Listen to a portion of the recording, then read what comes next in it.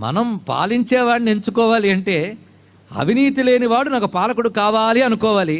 అవినీతి లేని పాలకుడు కనిపిస్తూ ఉంటే వదులుకోకూడదు. ఇది గుర్తుపెట్టుకోవాలి. ఇక్కడ వాడి చరిత్రలో అవినీతి లేదు అని అర్థ శౌచమేవ శౌచం.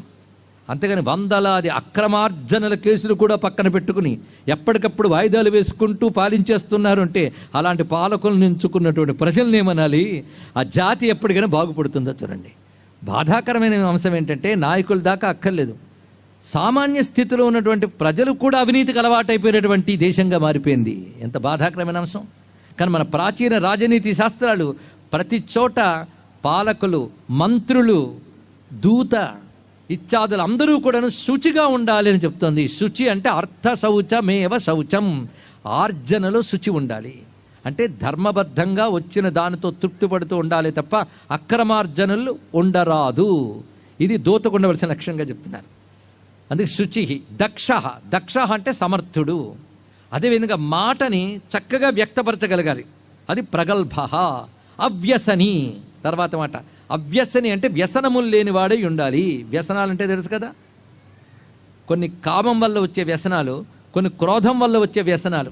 కామం వల్ల వచ్చే అంటే మద్యపానము, జూదము ఇత్యాదులు కామ వ్యసనములు. క్రోధ వ్యసనములు అంటే వేటాడము, ఇంకొకరిని మాటలతోనో ఇంకో దానితోనో హింసించి సంతోషించడము, ఇది కొందరు వ్యసనం అండి. అవన్నీ క్రోధజ వ్యసనములు. ఈ కామక్రోధజ వ్యసనాలు లేనివాడెవడో వాడు అవ్యసని. దీన్ని బట్టి ఒక ఉన్నత పదవిలో ఉండాలంటే, బాధ్యత కలిగిన పదవిలో ఉండాలంటే క్యారెక్టర్ చాలా ముఖ్యమని చెప్తున్నది భారతీయ సంస్కృతి. ఇది చిన్నప్పటి నుంచి పాఠాల్లో నేర్పగలిగితే వీటితో నేర్చుకున్న పిల్లలు అవినీతి రహితమైనటువంటి దేశాన్ని అందివ్వగలరండి. అవునా లేదా? కానీ మనం ఆ పని చేయట్లేదు. అందుకే ఈ విషయములు మనవి కావు అనుకోకూడదు, మనవిగా చేసుకోవాలి. ఇక్కడ అది మనం తర్వాత తరానికి అందించగలగాలి. దూతకి ఎలాంటి లక్షణాలు ఉన్నాయో ఇప్పటికీ ఎన్ని చెప్పుకున్నాం. కనుక గుణీ భక్త శుచిర్దక్ష ప్రగల్భ అవ్యసని క్షమి. క్షమి అంటే క్షమ, సహనం కలిగిన వాడి ఉండాలి. పరమర్మజ్ఞ, ఇతరుల మర్మం తెలిసిన వాడి ఉండాలి. ప్రతిభానవాన్, ప్రతిభ కలిగిన వాడి ఉండాలి. ఎప్పటికప్పుడు నూతనమైన విషయాలు గ్రహించగలిగే శక్తి కలిగిన వాడి ఉండాలి. అదేవిధంగా నిస్పృహ, అతనికి దేని మీద లోభం ఉండరాదు. నానాశాస్త్ర విచక్షణ, బహుశాస్త్రాలు తెలిసిన వాడి ఉండాలి. ఇన్ని లక్షణాలు ఉండాలి. ఇప్పుడు ఈ లక్షణాలన్నీ గుర్తున్నాయి కదా.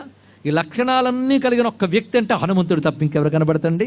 కనుక రామదూత అంటే దూతకు సంబంధించిన లక్షణాలన్నీ తీసుకుంటే ఈ లక్షణాలన్నీ మూర్తిభవించిన వాడు దూత. అందుకే శంకర భగవత్పాదుల వారు కూడా హనుమంతుడు నమస్కారం చేసేటప్పుడు ఒక శ్లోకం అన్నారు.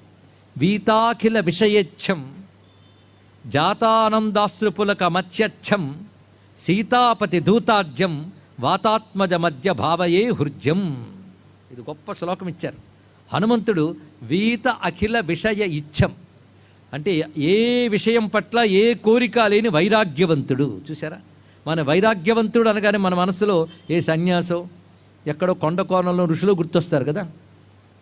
అసలు ప్రతివాడి క్యారెక్టర్లో వైరాగ్యం ఉండాలండి. ఎవడికి వైరాగ్యం ఉంటుందో వాడికి అవినీతి ఉండదు. ఇది తెలుసుకోండి. ఇక్కడ వైరాగ్యం ఉంటే వాడు ధర్మాన్ని చక్కగా ఆచరించగలడు. అది వైరాగ్యం అనేది ఎవడు రిటైర్ అయిపోయిన వాళ్ళ యొక్క గుణాలు అనుకోవద్దు.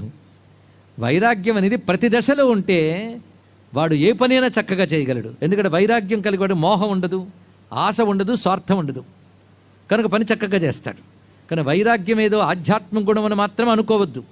అది వ్యక్తిత్వంలో చాలా ప్రధాన విషయం. అందుకే వీత అఖిల విషయేచ్ఛం. పైగా రామచంద్రమూర్తి గురించి చెప్తే చాలు, జాత ఆనందాశ్రు పులక అత్యచ్చం.